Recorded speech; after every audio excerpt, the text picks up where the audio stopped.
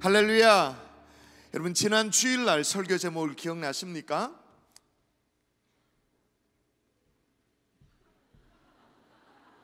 지난 주일날 설교 제목, 그렇죠? 흘림의 축복이라고 설교를 했어요. 설교를 하니까 어떤 분이 저한테 농담으로 얘기했지만 이렇게 얘기했습니다. 목사님, 이번 주일날 목사님 화장실 설교했습니다 그러는 거예요. 그것도 특별히 남자 화장실 그러는 거예요. 뭔 얘기인가 싶어서 좀 생각을 했어요. 했더니 남자 화장실에 붙여져 있는 그 문구, 변기 앞에 붙여져 있는 문구를 빗대서 얘기하는 걸 제가 금방 알게 됐어요.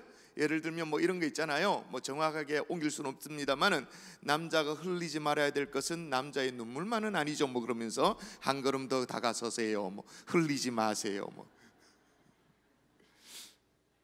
여러분, 제가 말한 그 흘림이라는 것이 그런 흘림은 아니라는 거 다 아시죠?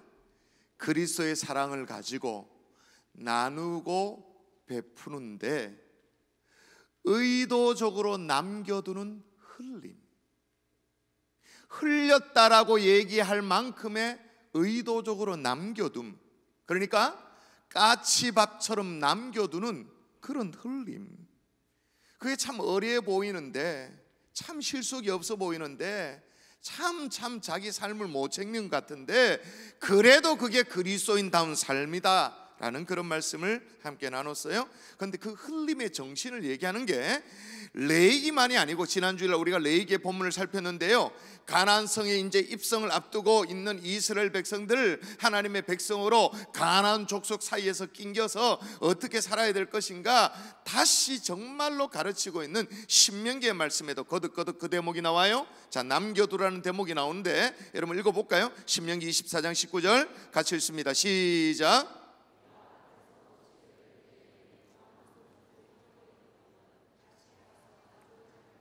나그네와 고아 가부를 위하여 남겨두라, 흘려두라. 그런데 남겨두는데 누구를 위해서 그렇게 하라고 말하냐면, 여기에도 보면 하나님이 정말로 먹이시고 입히시고 살리시기를 원하는 세 가지 그룹의 사람들이 나옵니다. 나그네와 고아 가부가 나와요. 자, 이게 한 번이 아닌데 그 다음 절도 보면 이렇게 나옵니다. 내가 내 감람나무를 떤 후에 그 가지를 다시 살피지 말고 그 남은 것은 객과 고아 가부를 위하여 남겨두며, 내가 내 포도원의 포도를 딴 후에 그 남은 것을 다시 따지 말고 객과 고아 가부를 위하여 남겨두라. 알뜰히 다 따지 말라. 그래서 지난 주일날 제가 그렇게 말씀드렸어요. 흘림이, 의도적인 남겨둠이 살린다.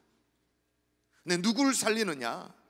이 당시에 정말로 아무 대비책이 없는, 정말로 사각지대에 있는 나그네, 고아, 가부 살린다, 그렇게 말했어요.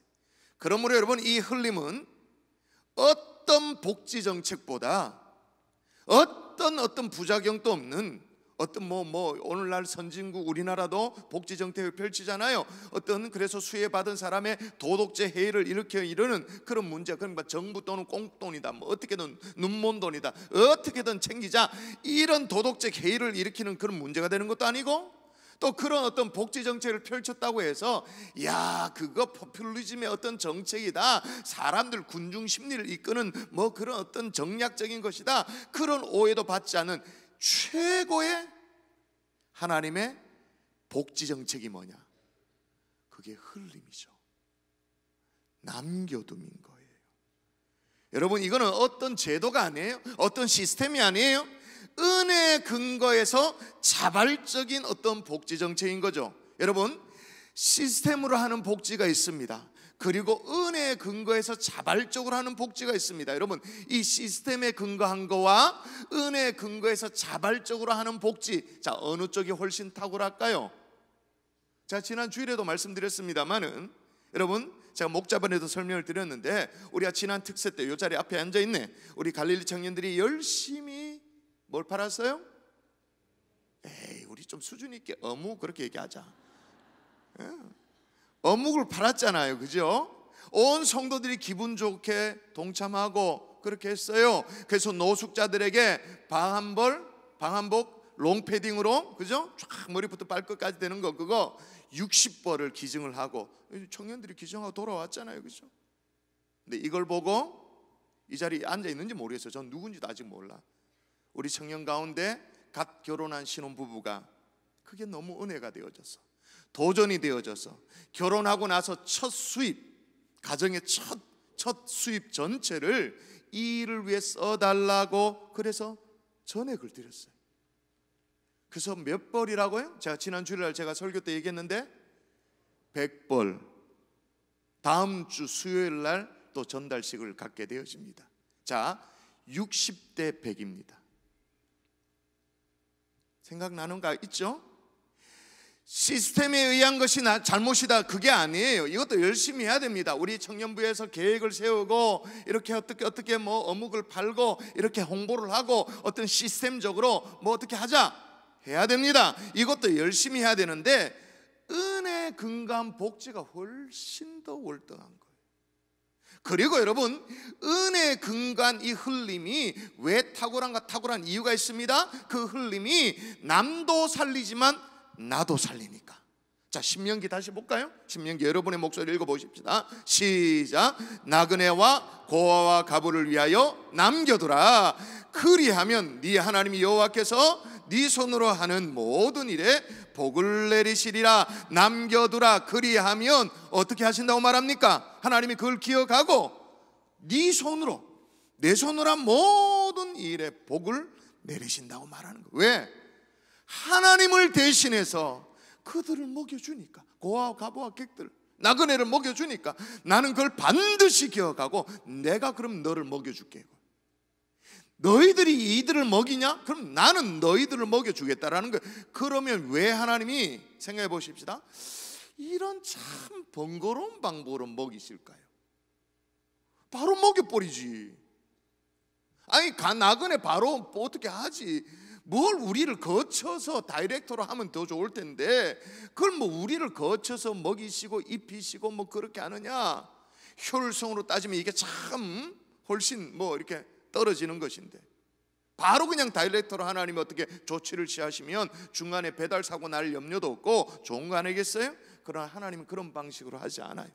반드시 우리를 거칩니다. 왜 그래요? 그래야 흘려주는, 흘림을 실천하는 당사자도, 우리도 그 흘림으로 살게 되니까. 하나님의 계획은 뭐냐면 이 딱한 사람을 살리는 거, 그거 하나만이 아니란 말이에요. 이 사람도 살리고 흘려보내는 통로가 되어지는 그 흘림에 또 어떤 당사자도 살고. 아멘이십니까? 여러분, 이게 성경의 원리 이전에 창조의 원리를 봐도 그래요. 여러분, 우리가 해마다 부활절 앞두고 우리가 반드시 교회에서 하는 행사가 있잖아요. 생전 참여를 안 해서 그렇습니다만은 우리가 반드시 하는, 앞에 버스 2대가 옵니다. 뭐 합니까? 우리가 헌혈 행사를 하잖아요. 여러분, 피라는 것은 현재까지 과학이 아무리 발전해도 혈액을 대신할 수 있는 게 없어요. 반드시 피는 피로 대신할 수밖에 없어요. 사람을 살리기에는 반드시 헌혈을 해야 돼. 헌혈을 대체할 다른 수 있는 방법이 아직까지는 없어요. 근데 희한하죠? 헌혈을 하고 나면 다른 사람을 살리기 위해서 내가 헌혈을 합니다. 헌혈을 하면 피를 뺐으니까 나는 힘들어야 돼, 어려워야 돼. 내 몸에서 새로운 피를 생성하기 전까지 어려워야 됩니다만은 조금만 시간이 지나고 나면 더 건강해지는 거예요. 더 활기가 생기는 거예요. 거기다가 적집자사에서 뭐 해줘요? 내 피를 가지고 건강검진까지 다 해줘. 남도 살리고 나도 살리는. 아멘이십니까?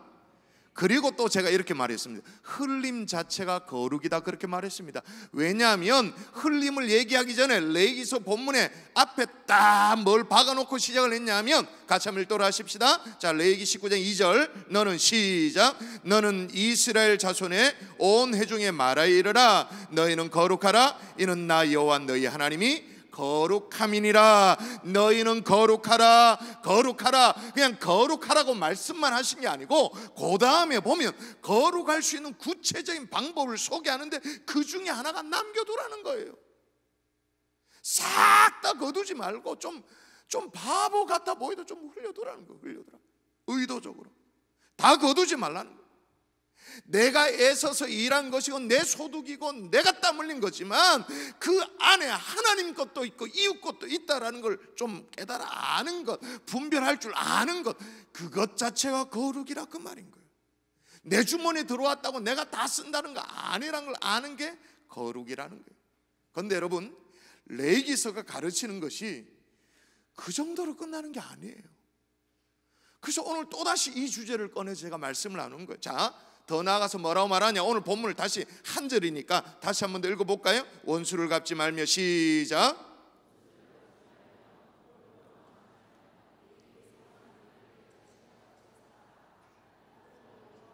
한번 따라할까요? 흘림이 사랑이다. 뭐라고요? 사랑이죠. 사랑. 여러분, 원수가 있다면 뭐 우리 사이에 뭐 좀 사이가 안 좋은 사람이 있을 수 있어도 원수는 잘 없잖아요. 근데 혹 원수가 있다면, 만일에 뭐 부모를 때려 죽이고 막 그런 원수가 있다면 어떻게 했어요? 원수 갚는 게 당연하죠. 인지상정이잖아요. 근데 원수 갚지 말래.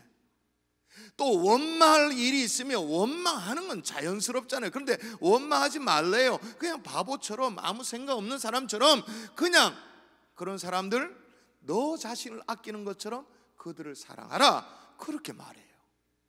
자, 근데 잘 들어보십시오. 우리가 오늘 지난주일 추수감사절로부터 시작해가지고 이 나눔과 어떤 감사의 계절에 우리도 좀 나눔을 실천하고 싶어요. 섬기고 싶어요. 봉사하고 싶어요. 그렇게 살고 싶은데 이런 나눔이 잘 실천되지 않는 이유가 뭘까요?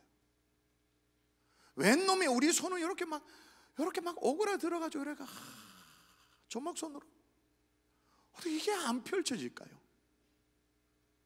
좀 펴면 좋을 텐데 이게 왜 안 될까요? 형편이 안 좋아서 뭐 그런 이유도 있겠죠. 뭐 또 근본적으로 마음이 없어서 뭐 여러 가지 이유가 있을 수 있어요. 잘 생각해 보세요. 상당히 많은 이유는 뭐냐?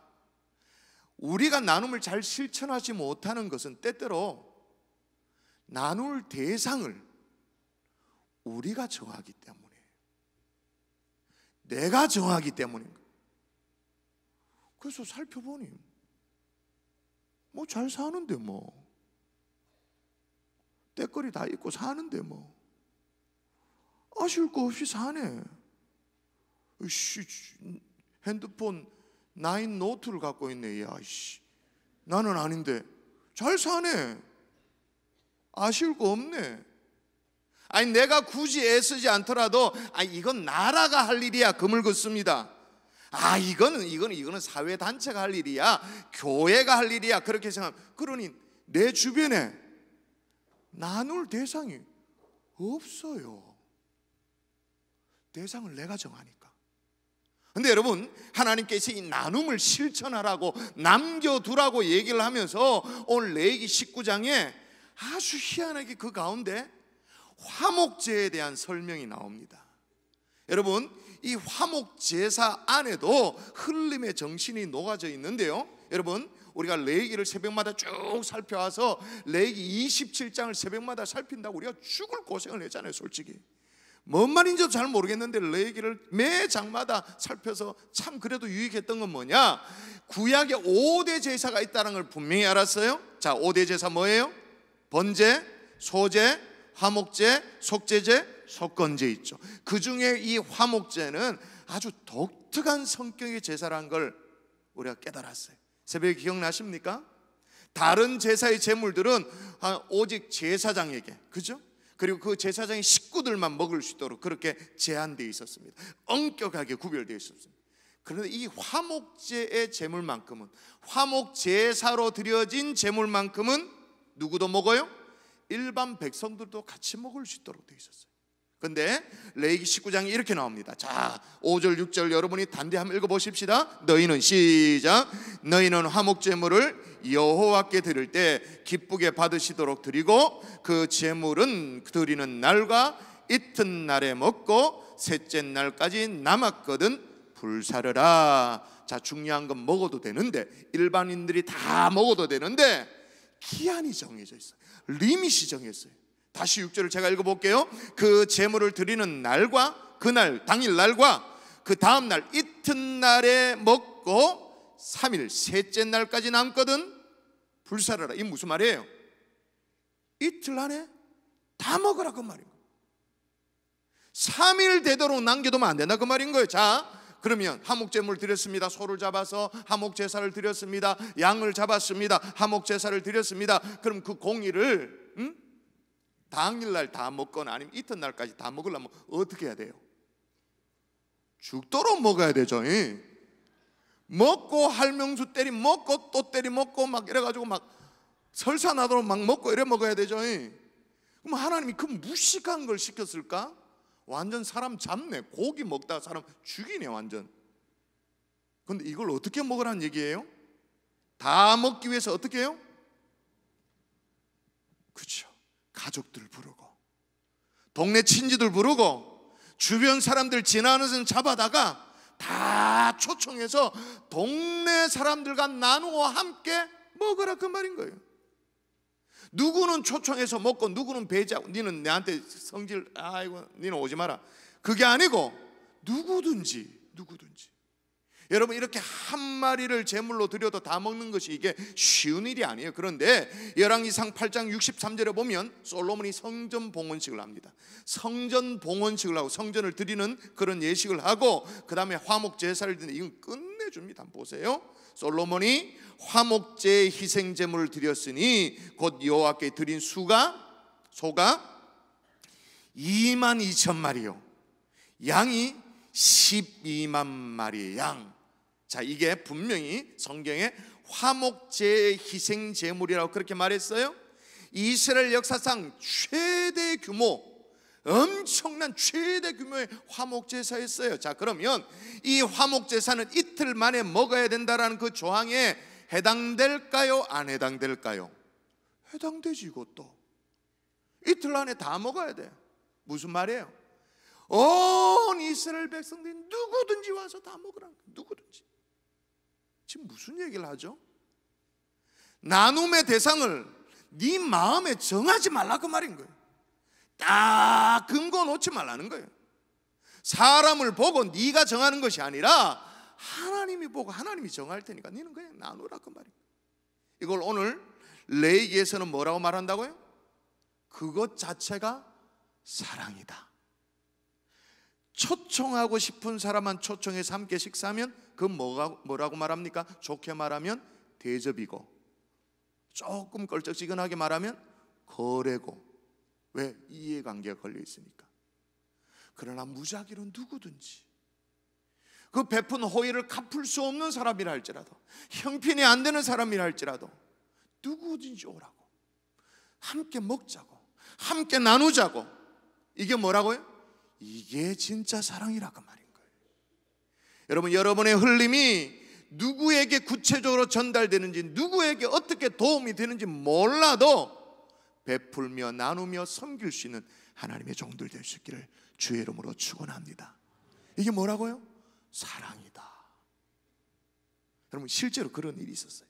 수년 전에요, 서울 고려대 후문에 말이에요, 리아카를 끌고는 햄버거 가격이요 1,000원짜리 햄버거. 뭐 노점상 하던 그런 영철버거라고 몇 년 전에 있었던 일이 있었어요. 서울 안암동 일대에 아주 나름대로 유명한 수제 햄버거 그 노점상이었죠. 리어커 끌고 그렇게 했어요. 근데 이제 너무 장사를 다니 1,000원이니까 얼마나 장사를 달려겠어요. 그러니까 나름 이제 조금 이제 가게를 얻어서 번듯한 이제 가게를 차렸습니다. 그리고 장사 잘 되는 거예요. 프랜차이즈점도 이제 분점도 몇 군데 냈습니다. 그런데 이 사장님이요 또 고대에서 장사를 하니까 뭘 했냐면 2004년도부터 꽤 오래됐죠. 매년마다 지금 액수가 좀 올라간지 모르겠어요. 매년마다 2천만 원씩 장학금을 학교에 냈어요. 여러분 생각해 보세요. 리어커 장사란 말입니다. 햄버거 하나 1,000원에 팔았단 말입니다. 그럼 몇 개를 팔아야 2천만 원이 되는, 계산이 안 되잖아요. 근데 그 장학금을 누구를 지정해서 하는 게 아니고 누가 받을지 몰라도 어떻게 수여받을지도 몰라도 그냥 기탁을 하고 또 기탁을 하고 그렇게 했어요. 근데 이게 위기가 왔어요. 왜냐하면 돼지고기 가격이 좀 올라간 거예요. 그때가 뭐 구제역 파동인가 하여튼 그랬는지 몰라도 하여튼 돼지고기 가격이 올라가고 야채 가격이 올라가가지고 도저히 수년 동안 계속 고집스럽게 유지했던 이 1,000원의 가격을 유지를 못하는 거예요. 그래서 올렸습니다. 얼마로 올렸을까요? 여러분 개수해 보세요. 추측해 보세요. 얼마나 올렸을까요? 1,000원? 딸랑 500원 올렸습니다. 1,500원. 근데 대학 카페는 500원이 엄청 크잖아요. 그렇게 잘된 장사가 500원 올렸다고 장사가 안 돼요. 그래서 어떻게 됐냐? 너무너무 힘들게 됐어요. 그래서 이 영철, 김영철이라는 이 사장님 말이에요, 그의 말에 고려대를 찾아갔습니다. 학교를 찾아가서 당국자, 어떤 그 실무자에게 뭐라고 말했는지 아십니까? 머리를 조아리고 죄송합니다. 제가 원래는 너무 힘들어서 장학금을 줄 수가 없게 되었습니다. 죄송합니다. 아니 뭐가 죄송해요? 안 주면 원래대로 안 하던 거 하면 되는 거 안 한 거지. 이 얘기를 듣고 학교가 어떻게 반응했을까요? 오히려 학교에서 더 미안해가지고 그의 졸업식에 1만 개 햄버거를 주문한 거예요. 놀라주세요. 1만 개의 햄버거를 주문한 거예요. 그래 더 놀라운 1만 개가 중요한 게 아니야. 고려대 학생들이 뭘 했냐면 크라우드 펀딩이라고 들어보셨습니까? 크라우드 펀딩. 그러니까 아이디어가 있습니다. 상품이 있습니다. 그런데 이걸 실현을 시키는 어떤 자본이 없는 거예요. 뭔가 상품도 있고 프로젝트도 있는데 실현시킬 자본이 없는 그런 상황에는 온라인에 이런 어떤 상품과 아이디어를 공개하고 목표 금액을 정하고 그래가지고 대다수의 어떤 SNS나 이런 걸 통해 가지고 익명의 다수로부터 이제 투자를 받는 그런 형식이죠.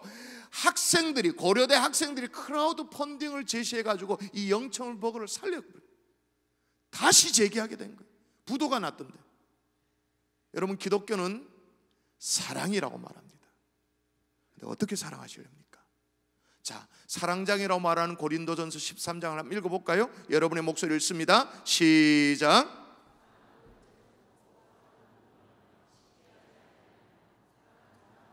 마지막이 와닿았어요. 사랑은 자랑하지 않는데요. 여러분, 자랑과 사랑의 차이점은 뭡니까? 짝대기 하나밖에 없습니다만 글자로는 자랑과 사랑의 차이점. 자랑은 뭡니까? 남에게 없는 것이 내게 있다고 뻐기는 게 자랑이에요. 그죠? 사랑은 뭐예요? 이웃에게 필요한 것이 내게 있다라고 기뻐하는 것. 차이를 아시겠어요? 자랑은 남에게 없는 건 내게 있다고 뻐기는 게 그게 자랑이에요. 사랑은 이웃에게 필요해요. 정말 필요해요. 그 필요를 채울 수 있는 내게 뭔가가 있는 걸 발견하고 너무 기뻐하는 것. 그게 사랑이에요. 여러분이 묻겠습니다. 자랑하는 인생입니까? 사랑하는 인생입니까? 사랑하는 인생으로 살 수 있기를 주의 이름으로 축원합니다. 그러면 하나님이 여러분의 인생을 기뻐하실 줄 믿습니다. 왜? 진정한 사랑의 사람이니까. 기독교의 정신 그대로를 살아내는 사람이니까. 두 번째로 한번 따라 하십시다. 흘림이 믿음이다. 왜냐하면 신명기도 이렇게 말합니다. 제가 다시 읽어볼게요. 객과 고와 가부를 위하여 남겨두라. 너는 애굽 땅에서 종되은 것도 기억하라. 이러므로 내가 내게 이 일을 행하라 명령하노라. 자, 레위기에도 뭐라고 말하는지 다시 한번 이런 관점에서 읽어볼까요? 자, 내 포도원 시작. 내 포도원에 떨어진 열매도 줍지 말고 가난한 사람과 고르미를 위하여 버려두라. 나는 너희의 하나님 여호와니라. 자, 흘림의 정신으로 사는데 누구를 염두에 두고 그렇게 살라라고 말해요? 너는 애굽 땅에서 종되었던 거 기억하라. 이게 무슨 말이에요? 너는 종되었던 정말로 고생스러웠던 그런 시절을 기억하라, 그 얘기예요? 아니죠. 그 종되었던 자리에서 건져내신 분이 누구냐? 하나님을 기억하라, 그 말인 거예요. 레위기도 마찬가지입니다. 버려두래요. 나는 너의 하나님 여호와니라. 여러분, 전도서의 말씀에도 보면 똑같은 철학을 말합니다. 또 읽어볼까요? 자, 읽어보십시다. 너는 시작. 희양찬란한 얘기를 하잖아. 무슨 얘기예요? 떡을 어디에 던지래요? 물리에 던지. 떡은 물리에 던지는 게 아니잖아요. 그냥 그래 하라는 거야. 어떻게 된다고요? 여러 날 후에 도로 찾으리라. 근데 여러분, 흘러가는 물 위에 떡을 던질 수 있는 사람 어떤 사람입니까? 하나님을 기억하지 않고는 던질 수가 없죠. 아까워서 못하죠.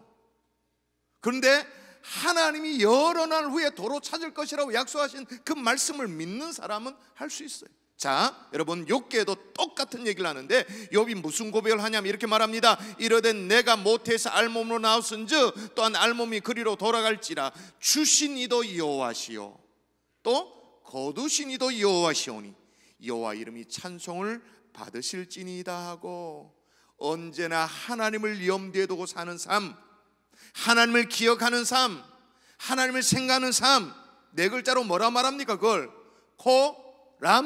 코람데오, 코람데오, 하나님 앞에서 사는 삶, 그런 삶을 뭐라고 말합니까? 믿음으로 산다라고 말하잖아요. 그래서 남겨두는 것은, 손을 펼치는 것은 믿음이라니까요. 믿음 없으면 요거 조막손 요거 손가락 하나도 못 펼칩니다. 그러나 하나님을 염두하는 믿음이 있다면 펼쳐내는 거죠. 나눌 수 있는 거예요. 이런 믿음의 역사가 우리 가운데 일어날 수 있기를 주 예수 이름으로 축원합니다. 기도도 마찬가지. 우리가 정말 기도의 샘플로 여기는 주기도문 여러분 기억하시죠? 어떻게 시작해요? 하늘에 계신 우리 아버지요, 그 다음에 이름이 거룩히 여김을 받으시오며 나라의 마옵시며 뜻이 하늘에서 이루어진 것 같이 땅에서도 이루어지리다. 그 다음 뭐라고 말합니까? 오늘날 우리에게 일용할 양식을 주옵시고. 자, 오늘날 누구에게? 나에게가 아니에요. 우리에게예요.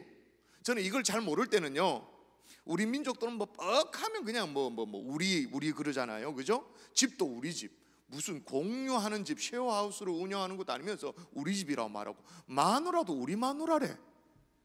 그럼 어떻게 되는 거야? 공유하는 마누라가 되는 건가? 그래서 나는 이 대목을 읽을 때 우리에게 일용할 양식을 주옵시고 라고 하는 이 대목도 그냥 우리 민족이 뻑하면 쓰기 좋아하는 그 우리 그런 말인 줄 알았어요. 그렇게 오해했어요. 살펴보니 아니었어요. 영어 성경에도 뭐냐면 give us라고 말해요. 우리에게 주십시오. Today our daily bread.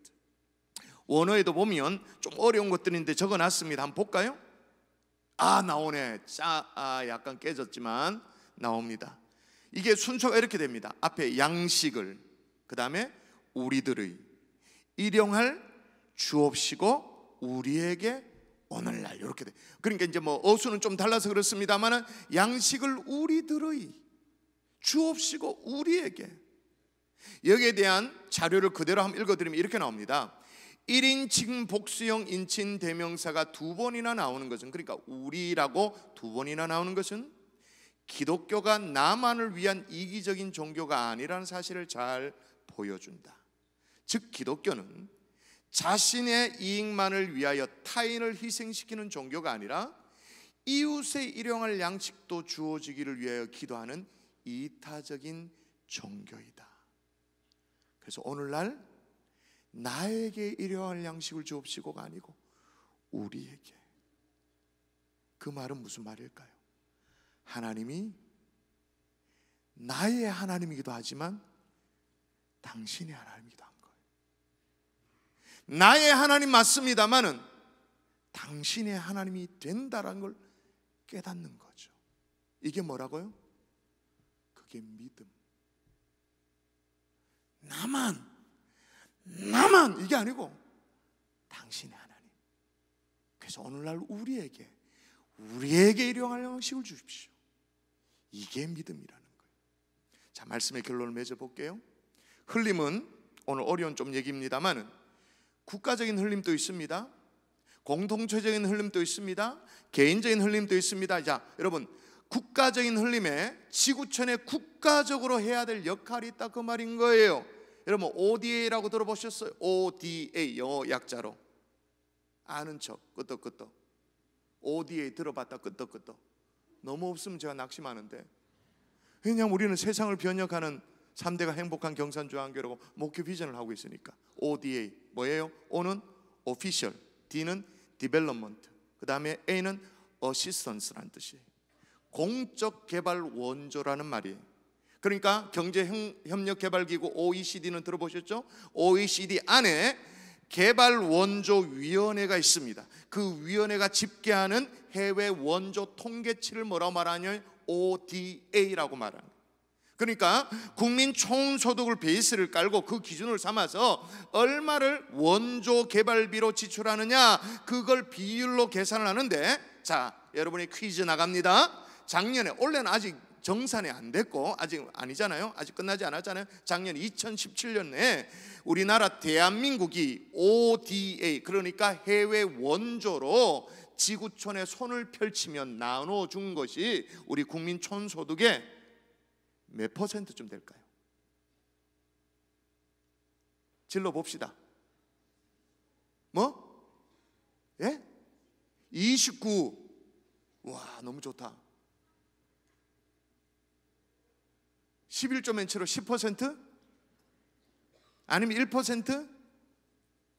우리 조국 대한민국이 지구촌에 살면서 이만한 경제 대국이 되어져서 해외 원조를 위해서 이 국가적으로 손을 펼치고 나눠주는 데 쓴 것이 국민 총소득의 0.14%.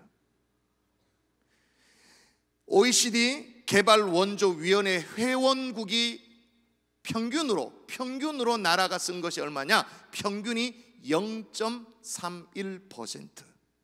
우리나라는 그 평균 에버리지의 절반도 안 되는 거예요. 그것도 2016년에 0.16%였습니다. 근데 그것마저도 줄어들어가 2017년에 0.14%. 소득 대비 원조 비율이 25등이야.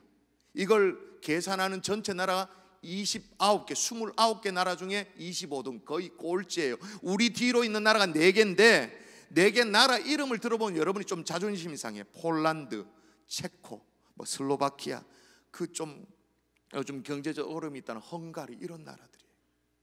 반면에 스웨덴 같은 나라는 여러분 아까 뭐 10% 이렇게 얘기했지만 이 국민 총소득이니까 이건 엄청난 금액이거든요. 1%가 넘어가요. 우리나라 7배. 룩셈부르크 잘 못 들었죠? 역시 1%. 노르웨이 0.99%, 독일 0.66%, 우리나라의 거의 5배를 지출해서 손을 펼쳤다고 말이에요. 여러분이 발을 딛고 살아가고 있는 조국 대한민국이 정말로 선진국 대열에 오르기를 원한다면 국가적으로도 통 큰 흘림이 있어야 되는 줄 믿습니다. 아멘이십니까?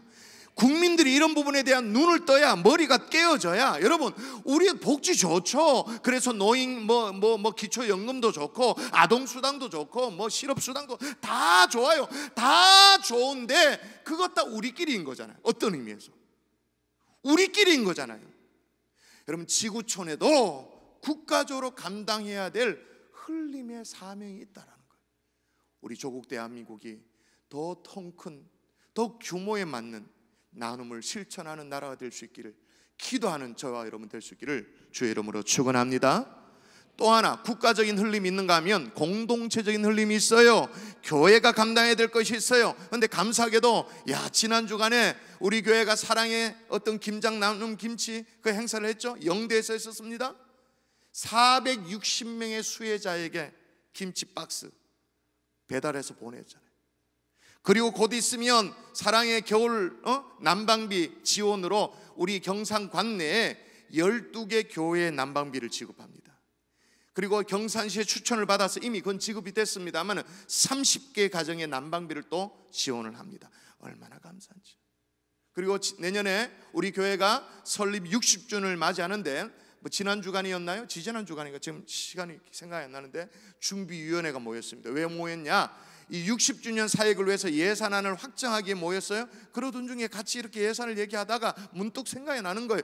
이 내년도 60주년 교회 생일 잔치를 위해서 하는 사역 가운데 이 예산 가운데 정말 이웃을 위한 것이 몇 퍼센트인가 궁금해서 함께 나눠봤어요. 이타적인 것이 몇 퍼센트인가? 여러분, 몇 퍼센트가 예산안에 들었을까요?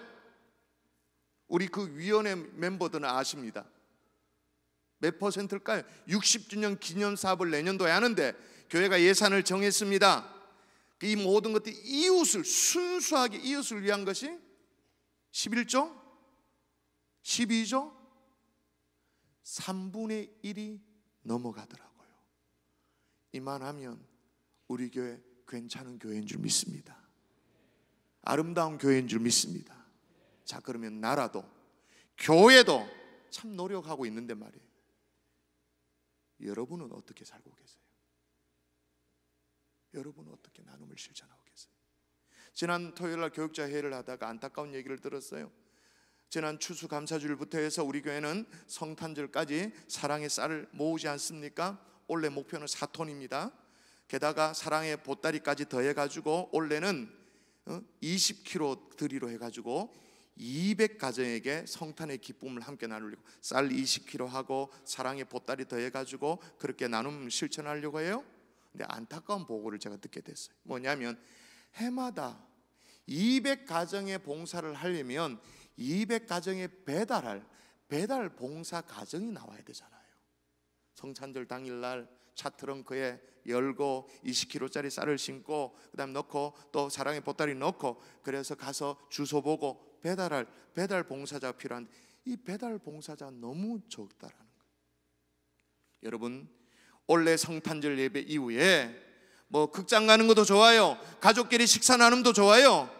배달 먼저 함께 참여하고 여러분 가기만 하면 돼요. 주소 가기만 하면 다 돼 있어요. 참여하고 함께 할 수 있는 여러분 될 수 있기를 주의 이름으로 축원합니다. 마지막으로 시간이 많이 갔는데요, 성경 한 구절 읽어볼까요? 자, 시편 41편 1절 한번 읽어볼까요? 이게 얼마나 중요하면 제가 주일에 걸쳐서 오늘에까지 얘기하는지 자, 다시 읽어보십시다. 마음에 새기면서 읽으십시오. 여러분의 인생이 왜 이렇게 꼬이는지 어쩌면 이유일 수도 있어요. 읽어보세요. 시작.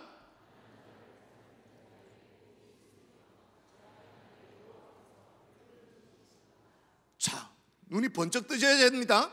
가난한 자를 보살피는 자에게 복이 있음이요, 재앙의 날에, 무슨 말이에요? 안 풀리는 날에, 어려운 날에 여호와께서 그를 건지시리로다. 이 무슨 말이에요? 보험 들어놔라 그 말인 거예요. 하나님이 성경책에 박아서 기록하면서 보험 들었나 그 말인 거예요. 하나님 앞에 보험 들었나? 가난한 자를 보살피는 자에게 복이 있으며 재앙의 날에, 세상살이가 형통할 수도 있지만 어려울 때도 있는데 재앙의 날에 여호와께서 그를 건지시리로다. 이 보험 들 수 있기를 주의 이름으로 축원합니다. 그래서 제가 지난주에 이어서 오늘 또 여러분이 별로 안 듣고 싶어하는 거 제가 알아요. 이렇게 피하고 싶어요. 요래 피하고 요래 피하고, 말씀이 요래 날라오는데 요래 피하고 알아요. 그러다가 졸다가 이렇게 얻어맞았으면 참 좋겠습니다만은 보험 들자고요. 가난한 자를 보살피는 자에게 복이 있으며 재앙의 날에, 모르잖아요 우리 인생이, 여호와께서 그를 건지시리로다. 할렐루야.